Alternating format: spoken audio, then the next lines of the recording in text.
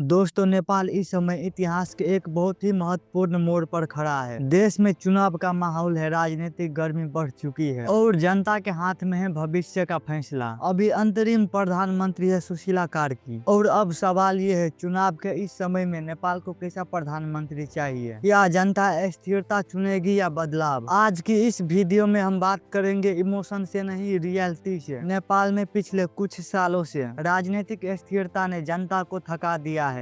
सरकारें बनी, गिरी गठबंधन बदले, वादे अधूरे रह गए। अब चुनाव के समय जनता सिर्फ एक ही चीज चाहती है, स्थिर और जिम्मेदार नेता। सुशीला कार्की इस समय अंतरिम सरकार संभाल रही है। उनकी जिम्मेदारी है चुनाव को निष्पक्ष तरीके से करवाना और देश में शांति बनाए रखना। लेकिन असली फैसला जनता करेगी कि अगले 5 साल देश किसके हाथ में देना है। नेपाल का सबसे बड़ा मुद्दा है इस समय बेरोजगारी और ब्रेन ड्रेन। हर साल हजारों युवा विदेश जा रहा है, गांव खाली हो रहा है, परिवार टूट रहा है। इस चुनाव में तय करेंगे कि उन्हें कैसा पीएम चाहिए जो नेपाल में ही रोजगारी पैदा करे, आईटी सेक्टर को बढ़ाए, स्टार्टअप कल्चर को सपोर्ट करे, स्किल डेवलपमेंट में निवेश करे। अगर कोई पार्टी युवाओं का भरोसा जीत गया, वही चुनाव जीतेगी। नेपाल की स्थिति बहुत ही संवेदनशील है। एक तरफ है इंडिया और दूसरी तरफ है चाइना। चुनाव के समय ये सवाल भी उठेगा, क्या अगला पीएम संतुलन बनाए रख पाएगा? क्या वो नेपाल की संप्रभुता की रक्षा करेगा? जनता को ऐसा नेता चाहिए जो किसी के दबाव में ना आए, नेपाल के हित को सबसे ऊपर रखे, आर्थिक सहयोग ले लेकिन आत्मसम्मान के साथ। हमारे देश की अर्थव्यवस्था अभी भी संघर्ष कर रही है। महंगाई, कर्जा, निवेश की कमी, ये बड़े मुद्दे हैं। अगले पीएम को चाहिए हाइड्रो पावर प्रोजेक्शन तेजी से पूरे करे, पर्यटन को इंटरनेशनल लेवल पर प्रमोट करे, लोकल इंडस्ट्रीज को मजबूत करे। चुनाव के समय जनता सिर्फ भाषण नहीं बल्कि रोड मैप देखना चाहिए। चुनाव के दौरान हर पार्टी वादा करता है, सड़क बनाएंगे, अस्पताल बनाएंगे, स्कूल सुधारेंगे। लेकिन जब जनता सवाल पूछता है कब, जीतने के बाद, कुर्सी में बैठने के बाद सब वादे भूल जाते हैं। अगले पीएम को सिर्फ वादा नहीं बल्कि टाइमलाइन देना होगा। अगर 2-3 साल में बदलाव दिखा तभी भरोसा बनेगा, नहीं तो बस वही हाल। नेपाल में भ्रष्टाचार का मुद्दा हर चुनाव में उठता है, लेकिन अब जनता चाहती है सख्त एंटी करप्शन पॉलिसी, पारदर्शी प्रशासन, डिजिटल गवर्नर। अगला पीएम उदाहरण पेश करे तभी सिस्टम सुधरेगा। नेपाल की बड़ी आबादी खेती पर निर्भर है। चुनाव में किसानों की आवाज भी महत्वपूर्ण होगी। अगले पीएम को आधुनिक खेती तकनीक लानी होगी, सिंचाई प्रोजेक्शन बढ़ाने होंगे, किसानों को भी आत्मसम्मान देनी होगी। अगर कृषि मजबूत होगी तो नेपाल आत्मनिर्भर बनेगा। चुनाव के इस दौर में नेपाल को चाहिए अनुभवी लेकिन आधुनिक सोच वाला नेता, सख्त लेकिन संवेदनशील, युवा फ्रेंडली, आर्थिक रूप से समझदार, विदेश नीति में संतुलित, सिर्फ नारा नहीं, सिर्फ वादा नहीं, एक स्पष्ट विजन। दोस्तों, चुनाव वोट डालने का दिन नहीं होता, ये आने वाला 5 साल का भविष्य तय करने का दिन होता है। नेपाल छोटा देश हो सकता है लेकिन उसकी उम्मीद बहुत बड़ी है। आज का चुनाव तय करेगा कि नेपाल स्थिरता की राह पकड़ेगा या फिर से राजनीतिक अस्थिरता में फंस जाएगा। फैसला जनता के हाथ में है, भविष्य युवाओं के हाथ में है। तो सोच समझ के वोट दीजिए, क्योंकि आज का फैसला कल की पीढ़ी का भविष्य बनेगा। आपके हिसाब से इस चुनाव में नेपाल को कैसा पीएम चुनना चाहिए? कमेंट में जरूर बताना। वीडियो पसंद आए तो लाइक, शेयर और चैनल को सब्सक्राइब जरूर करें।